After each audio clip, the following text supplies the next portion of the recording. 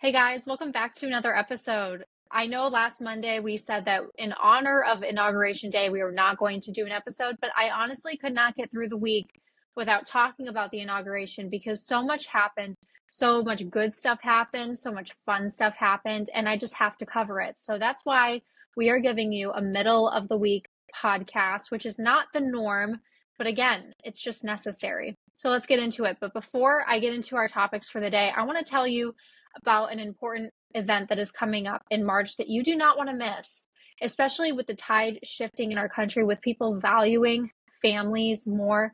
This Worldview conference that Illinois Family Institute is putting on is more timely than ever. Our world is characterized by mostly having a negative view of marriage and family, viewing marriage as a trap, viewing children as holding you back from attaining your dreams. But this conference is going to put a stop to that false narrative. We are going to be joined by Dr. Brad Wilcox and Scott Phelps from the National Marriage Campaign, and they're going to be talking about why marriage and family is a high calling, why it is something to aspire to, why it is something that is fulfilling, why God designed our world to work in a certain way when it comes to getting married and having children and raising them right. Again, this is an event that you do not want to miss, especially if you are a young adult. This is so important to have our foundations rooted in truth when it comes to these topics. Go to illinoisfamily.org/events to find out more. That's illinoisfamily.org/events. Okay, so for today's topics, I wanted to start with a really fun one first, and that's the outfits. If there are any men watching or listening, you can totally fast forward this. I promise I will not spend a lot of time on this, but I just have to say what everyone is thinking of how beautiful our first and second lady are. I mean, my goodness, the style, the iconic fashion. We are going to be getting, us girls are going to be getting so many iconic fashion looks the next 4 years from both our first lady and our second lady, which arguably has never happened before. I don't think I've known or been aware of a first and second lady that both of them have such a keen, iconic fashion sense. I just don't know if there's anyone else that I've seen or been told of or heard of that matches Melania Trump and Usha Vance. So Melania Trump's outfits and Usha Vance's outfits got traction in the news. The BBC actually posted a fashion article a little bit ago. Quote, Melania Trump kicked off Inauguration Day with an outfit that has all the hallmarks of her favorite First Lady style, sharply cut with spiked heels and a dramatic flourish via the headgear. It is simultaneously serious and chic. And I could not agree more. The only critique that I have of Melania Trump's outfit with her hat was that I could not see her eyes. And I know that that is the style of the hat.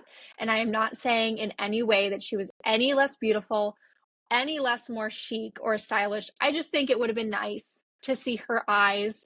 And if you were watching the inauguration, you saw that little awkward moment where President Trump went in for the kiss, but then her hat was blocking him. So it was just kind of an awkward exchange.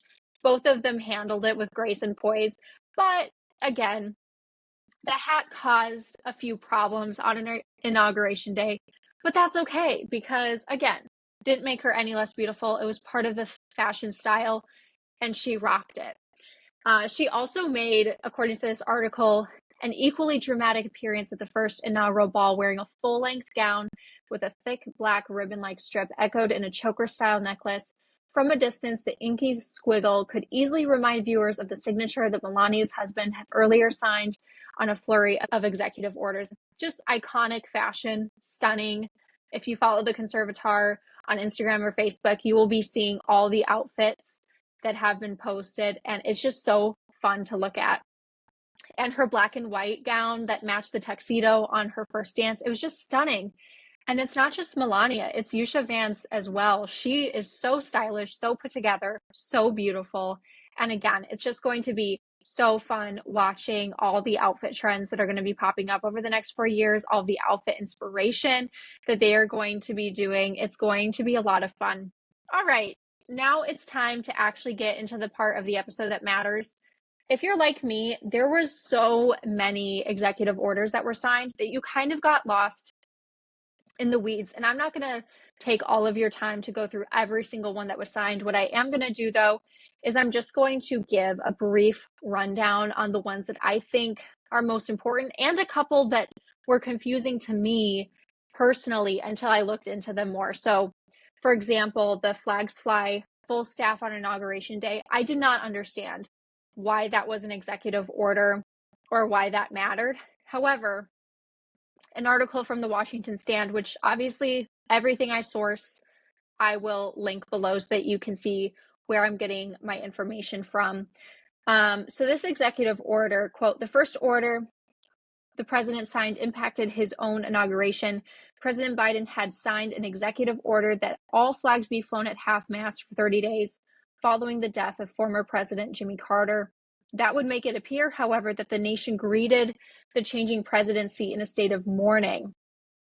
So that is why an executive order was administered that on Inauguration Day, all flags are to be flown at full mast, which again, I didn't know what the significance was, but once it was explained to me, it makes complete sense that we do not want to give the impression as a nation that we are mourning the inauguration of President Trump, because if you saw from the election results, that is far from the truth. In fact, most of the nation is in celebration right now. Another executive order that is worth noting is his executive order that repealed 78 Biden executive orders, ended policies forbidding oil drilling on the continental shelf. Again, if you watch President Trump's speech, he promised that on his first day, he was going to order people to drill and drill. And that's what that one did. He ended the electric vehicle mandate and placed Cuba back on the list of state sponsors of terrorism. All right, then the next ones that he signed were ending the birthright citizenship. And this one is receiving a lot of backlash, and I'll tell you why. The order, quote, this is from The Guardian, along with a slew of immigration-focused orders, Trump is targeting automatic citizenship for U.S.-born children of immigrants in the country illegally to begin 30 days from today. So why this is important and why I am in favor of this executive order is that for many, many years, women who came illegally, who were pregnant, would purposefully have their babies in the United States. And because they had their babies on United States soil, it automatically granted citizenship to that baby, which is why they're called anchor babies. So then it was much more difficult, as you can imagine, to deport the woman, because then you would be separating a woman from her baby. So it created a lot of tension in the law, a lot of tension with immigration policies, a lot of tension with ICE, because you had a lot of women doing this. So what this executive order is aiming to do is saying, no, the birthright citizenship applies to American citizens. So for example, I'm 20 weeks pregnant. When I give birth to my baby, because I am a United States legal citizen, my baby will be a United States citizen. That is what the birthright citizenship was originally designed to do, so that babies who are born to citizens would automatically be given citizenship to avoid paperwork, to avoid confusion, which is why babies are also given Social Security numbers when they're born. They're automatically an American. And that's great. And it's not meant for illegal immigrants. It's unfortunate that this is a controversial executive order. However, I see where some tension can be in the 14th Amendment with what the 14th Amendment allows. The Guardian is talking about how there's already been a lawsuit against the Trump administration for this specific executive order. So we will see how that all pans out. All right, next, one of the really big ones I will say was the executive order of leaving the World Health Organization. And boy, did I cheer when I heard this. Quote, this is what Trump said. World Health ripped us off. Everybody rips off the United States. It's not going to happen anymore. He accused, this is after the quote, of course, he accused the WHO of mishandling the COVID-19 pandemic and other international health crises, which is absolutely true. COVID-19 was blown up into proportions that it never should have been. People lost their jobs, people lost their homes, people lost their livelihoods, people lost their freedom over this quote unquote pandemic. And the way the WHO handled it, the way Fauci handled it, the way other administrative policies handled it were completely false, scientifically, and damaging to people, both emotionally, financially, spiritually, economically in any type of way. So yes, withdrawing from the WHO, which is an evil organization, in my opinion, is a huge win for the United States. All right, the next order that he signed was revoking electric vehicle targets. So what this order is, quote, Trump revoked a non-binding executive order signed by Biden aimed at making half of all new vehicles sold in 2030 electric. The problem with Biden's executive order is mandating electric vehicle policies that people are not ready for. I have no doubt that by 2050 or 2060, whenever, the world will naturally gravitate towards electric as the technology gets better and better. However, you cannot force that on people. You cannot force a market's hand. It does not work economically in the long run. Markets have to be created organically, or in the capitalism mind, by supply and demand. The world will shift electrically when electric is actually better than gas. And what we see with a lot of these brands, and I'm actually not talking about Tesla. Tesla has shown itself to be very spectacular when it comes to handling electric. I'm talking about other brands like Toyota and Hyundai, that their electric vehicles have a lot of problems. The world is not ready for electric vehicles, and forcing this on the market is going to create a lot of car issues and a lot of financial issues for people. The car companies themselves are going to be struggling to keep up with this mandate, and it doesn't work. So Trump revoked that. Again, a huge win for car companies. I'm sure car companies all over the United States that manufacture in the United States are very happy with that one. Okay.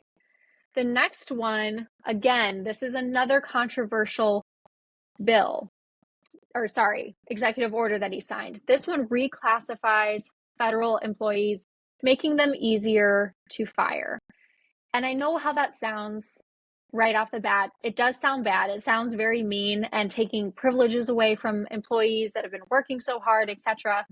But what this is, from the research that I have done, is this is specifically for political hires that Biden made that were unnecessary or were used in ways that were not acceptable for normal government policy or were not needed, just extra waste. Again, this is kind of in line with the Department of Government Efficiency, which was just started, which Elon Musk, Vivek Ramaswamy are a part of. It's aiming to cut back waste. So when they go in and they see that we have a bunch of federal employees that have been hired that don't make sense, that were political hires only for other policy things, that were revoked by revoking Biden's executive orders, they're not needed anymore. It just makes them easier to fire. And that's okay, because our taxpayer dollars are paying their salaries. And I personally do not want to pay for someone who their job does not mean anything, their job is not necessary, etc. I'm all in favor of cutting back government waste when it comes to spending my hard-earned taxpayer dollars. Okay, the next one was declaring a national energy emergency. Quote, Trump declared a national energy emergency as part of a barrage of pro-fossil fuel actions and efforts to unleash already booming U.S. energy production that included also rolling back restrictions in drilling in Alaska and undoing a pause on gas exports. Again, if you watched his inauguration address speech, you will have heard the iconic comment of, we are going to drill, baby, drill. And boy, he is not lying. Yes, United States has every right and every ability to be completely autonomous when it comes to our energy supply, when it comes to our fossil fuel output. There is no reason for us to be outsourcing that. There is no reason for us to take away American jobs from drilling that comes with that as well. Again, a huge win. And I don't see why this should be controversial. I think it's just common sense. All right. Next, this one I think might be one of the biggest. Quote, creating a policy recognizing only two genders. According to The Guardian, Trump signed an order to remove gender ideology guidance from federal government communication policies and forms. The order makes it official policy that there are only two genders, male and female. This is what Trump said. He said, quote, agencies will cease pretending that men can be women and women can be men when enforcing laws that protect against sex discrimination. Amazing win. Again, this is not controversial. There are only two genders, male and female. Next one, pausing the TikTok ban. I'm not on TikTok. I'm one of those Gen Z people that actually hates TikTok. I believe in Instagram Reels. I know it's TikTok 2 weeks later, technically. I'm fine with waiting the 2 weeks or however long it takes for TikTok content to be put on Instagram. I understand that a lot of people have it as their livelihoods, etc. However, I do agree that the CCP is the problem, not the TikTok app. So I appreciated when Trump signed an executive order to temporarily delay the enforcement of the TikTok ban in favor of more negotiation. I think that is great. I think that is a win for everyone, especially the TikTok fans, especially the people like small businesses and content creators that make part of their living off of having a TikTok account. I understand that that's a financial help for a lot of people. So I appreciate that he did that. I think that was the right decision. Then the next one he did, I think this is one of the biggest next to recognizing only two genders, was that he declared a national border emergency. According to The Guardian, quote, Trump signed an order at the White House declaring an emergency at the southern U.S. border, along with several other immigration-related policies. Quote, all illegal entry will immediately be halted, and we will begin the process of returning millions and millions of criminal aliens back to the places from which they came. Again, a win for safety in our communities, a win for common sense, in my opinion. People who do not belong here should not stay here. It's really that simple. Laken Riley's death was 100% preventable. I cannot love my neighbor and also support the unmitigated, unvetted allowance of illegals into my community, around my children, around my family. No, that's not what God calls me to do. He doesn't call me to blindly accept all people regardless of the safety that they bring. And if you recall an episode I did previously, I actually read a theological perspective of illegal immigration, and it noted that nowhere in Scripture does a government not have the right to enforce walls, to enforce boundaries. In fact, God gave Israel boundaries. If you read the book of Numbers, and even if you read the book of Ezekiel, boundaries and walls and territory are good things. They're things that God gave his people to protect them, to delineate them from the nations. And so people who don't abide by that are actually breaking the law, and breaking a government's law, according to Romans 13, is actually a sin. So in a roundabout way, actually in a direct way, illegal immigration is a sin. So we as Christians have every right to demand that our communities, our homes, our children are kept safe from people who do not belong here, from people who are breaking the law. Okay, the next one, issuing pardons for January 6th defendants. If you remember, January 6th of 2021, according to many leftists, was the darkest day in American history. So dramatic. But in a very real sense, it was one of the darkest days for many people who were still held in confinement. This is what Trump said. I'm going to be signing on the J6 hostages pardons to get them out. We'll be signing pardons for a lot of people. And he actually pardoned 1,500 defendants charged for January 6th. Again, a huge win. The next one, withdrawing from the Paris Climate Agreement. Quote, Trump issued executive action withdrawing the U.S. from the 2015 Paris Agreement, along with a letter informing the United Nations of the decision. He also said that he is taking action to end the Green New Deal. Again, another win for the ripoff, according to Trump, that was the Paris Climate Accord, the Green New Deal. Okay, this last executive order was called the cost of living crisis. And if you're like me, you were a little hesitant about this because it seems so vague. And I wanted to make sure that it wasn't a price capping on things. Because again, if you go back and listen to our other episodes, you'll hear me explain price capping and how that was done in Venezuela. It's a socialist concept of putting a price ceiling on products, which actually hurts the economy, breaks up supply and demand so that there are shortages, etc. If you want to go back, I can link that below. So I was a little nervous when I heard this, because I'm thinking, okay, I agree that we have a cost of living crisis, but how is this going to be fixed? Well, you'll be very happy to know that after I explain this, it's actually great. So the White House released a press document that explains this executive order, and I'll just read the last paragraph because it is kind of lengthy. I hereby order the heads of all executive departments and agencies to deliver emergency price relief consistent with applicable law to the American people and increase the prosperity of the American worker. This shall include pursuing appropriate actions to lowering the cost of housing and expanding housing supply, eliminating unnecessary administrative expenses and rent-seeking practices that increase healthcare costs, eliminating counterproductive requirements that raise the cost of home appliances, create employment opportunities for American workers, including drawing discouraged workers into the labor force, eliminating harmful, coercive climate policies that increase the cost of food and fuel.